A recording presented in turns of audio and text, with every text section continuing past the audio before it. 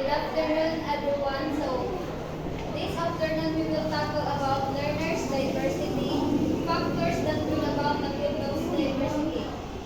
So, diversity of learners refer to the range of different backgrounds.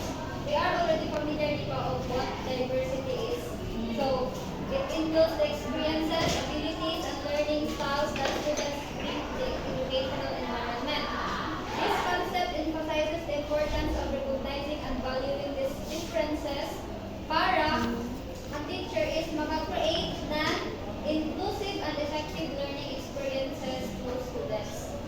So when designing educational approaches, it's essential to consider how these diverse needs can be met through tailored instructional strategies. Since diverse man ang ay lahi-lahi man ang mga learners in a classroom, so ang teacher is need niya I need siya individualized ay lahi-lahi ito ng mga individualized instruction yeah, to tailored para ma-cater ka ng needs ng bata.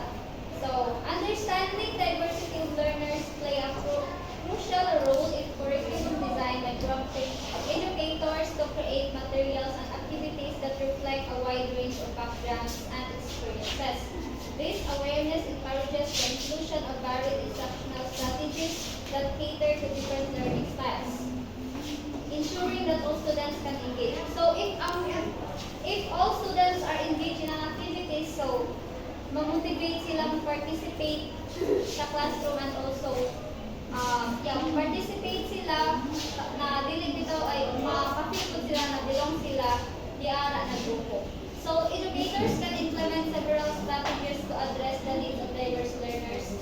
So, para ma-cater nila ang kuan ay ng teacher ang ma-cater nila ang diverse needs ng students. So, ang teacher is will use several strategies to address the needs of students. This includes differentiated instructions, which tailors lessons based on students' needs and interests. And recognizing diversity of learners significantly impacts educational outcomes by fostering an inclusive environment that promotes engagement and achievement for all students. So, if ang educator kay i-acknowledge nila and i-accommodate nila ang mga varied learning needs, students are more likely to develop a sense of belonging and confidence in their abilities. So, ganahan ang mag-participate, ganahan sila they are makapag-apply. Si teacher, i-appreciate man niya through different instructions or ganang cater niya ang needs ng mga bata. So, this inclusive approach can lead to improved academic performance. So, these are the factors that bring about student diversity. So, in all learning environments, individuals interact others who are in some ways different from them. So, recall how these differences were shown in your class study gender and racial, ethnic, or cultural background, nationality, province, and language. So, common sa ito ng this diversity ay common sa ito kaning mga gender, racial, ethnic, and cultural background. Ano sila ang mga ikalahi-lahian ng mga individual. But also, socio-economic status, thinking, or learning style and exceptionalities. This diversity also comes from other factors.